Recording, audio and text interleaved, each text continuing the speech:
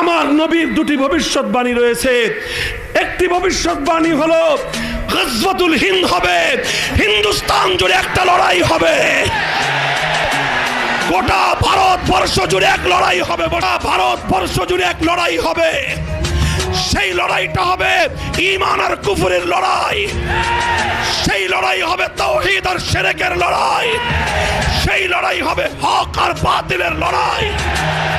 সেই লড়াই হবে তাদের মধ্যে যারা গরুর দুধ খায় আর তাদের মধ্যে যারা গরুর গোবর আর মুত খায়। আমার নবীর দুটি ভবিষ্যৎবাণী রয়েছে।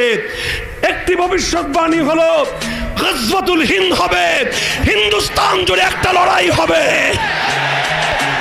গোটা ভারতবর্ষ জুড়ে এক লড়াই হবে, গোটা ভারতবর্ষ জুড়ে এক লড়াই হবে। সেই লড়াইটা হবে ঈমান আর কুফরের লড়াই, সেই লড়াই হবে